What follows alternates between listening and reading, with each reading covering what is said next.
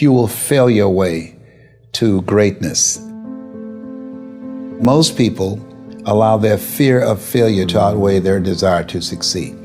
When you're willing to fail again and again and again, when you make up your mind to become unstoppable, when you make up your mind to become a no matter what person, then that will then give birth to a part of yourself that you don't know right now.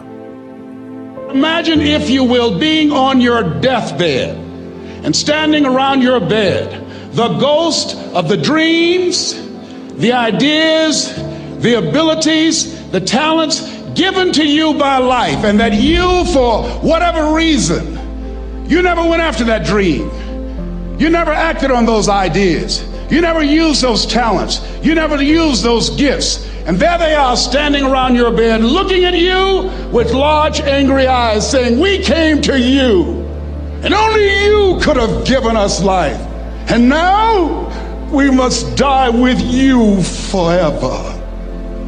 See, most people stop short of their dreams and park and get off the highway of life because of the rejections of life. You will always be rejected.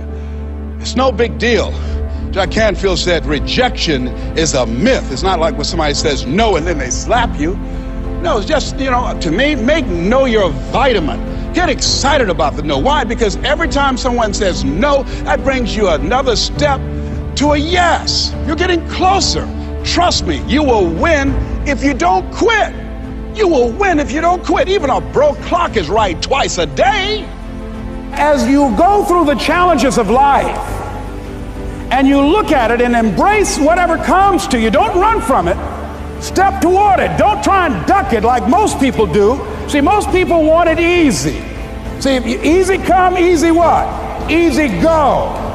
See, but when you go at what you're going to deal with and you deal with the difficulties of it, when you handle those hard things close at hand, making those hard decisions right now that you don't want to make, learning those things that you don't like to do, but you know that in order for you to get where you want to go, this is one of the hoops that you have to flip through.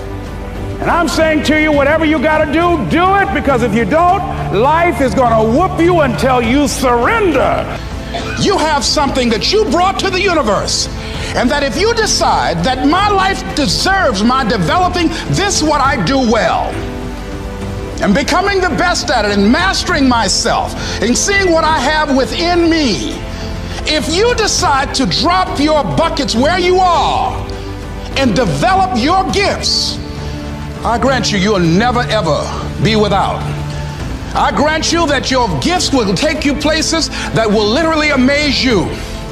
I grant you that if you begin to work to develop your gifts, you'll develop a strong sense of happiness. You'll get a larger vision of yourself, because part of beginning to get a larger vision of yourself, all of us need some area of our lives where we can have a feeling of competence. That people know when they think about this area, that's something you do.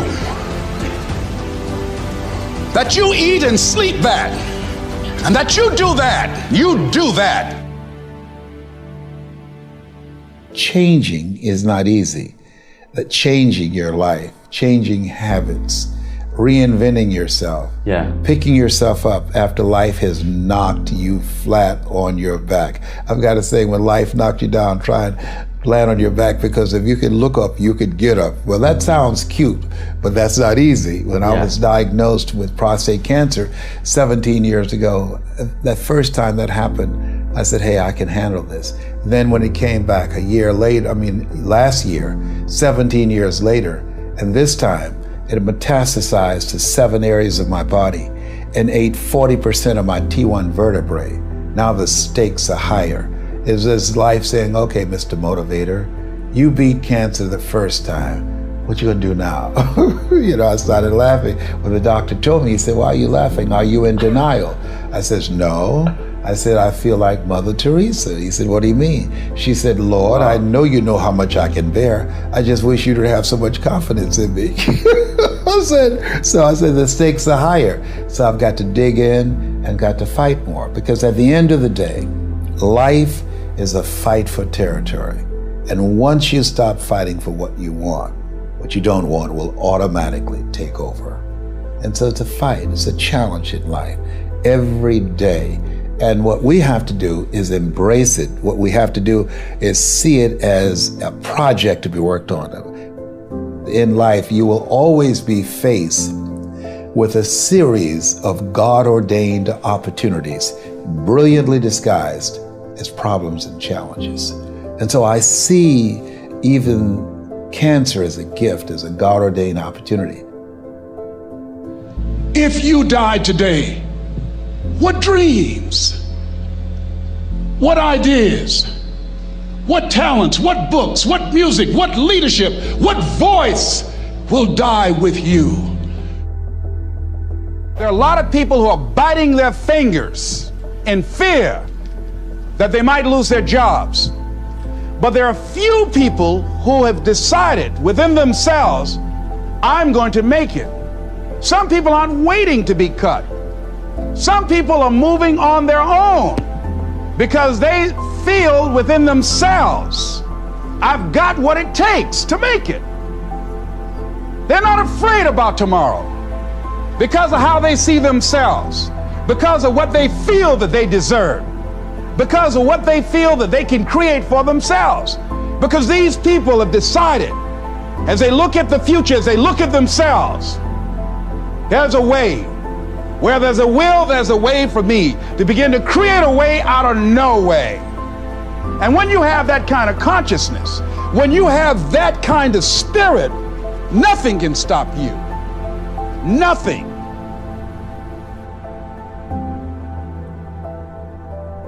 There's no secret to success. There's a system to success. And no matter what organization you become a part of, the system works if you work it. If you don't work it, it won't work. But it works if you work it. And that's one 4-letter word that most people don't like. They're not willing to work. There are winners, and there are losers, and there are people who have not discovered how to win. And all they need is some coaching. All they need is some help and assistance, just a little support. All they need is some insight or a different strategy, a plan of action to make some adjustments that will open up the key to a whole new future for them, that will give them access to the unlimited power that they have within themselves. That's all that they need. So what I want you to do is think about something you want for you, that's real for you, that's important for you, that will give your life some special meaning and power. And I don't even want you to say, I can do that. I don't want you to assume that. See, 5 years ago when I started out in this area, I would not have been able to make the mental leap that I would be up to where I am right now. I don't want you to begin to just psych yourself out. No. I want you to be able to say something to yourself that will enable you to maintain a level of integrity with yourself. That when you say this, even when you face tremendous setbacks, it will be a benchmark to keep you in the game, to keep you moving forward and experimenting and readjusting your strategy and your plan of action, continuously looking for ways to win. I think we have to reflect on, who am I? Why am I here? What drives me? If I died today, what 3 words would I want said about me if I died today? You know, what is it that defines me? You know, and how do I define myself? So I went to the next mode necessary to start talking to people and seeking and asking for what I wanted and leveraging relationships and trying to find out, how do the people do it that went ahead of me? How do they do it? And then what is it I need to do? How is it I need to train myself, to develop myself? What's the resources that will be required in order to make it happen?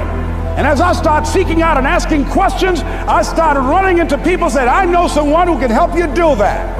And they helped me get connected with those people. Remember, we have so much energy that can take us so far. It's necessary that you hook up with some other energy that can take you to the next level. I hooked up with them. They said, let's go. I said, away we go.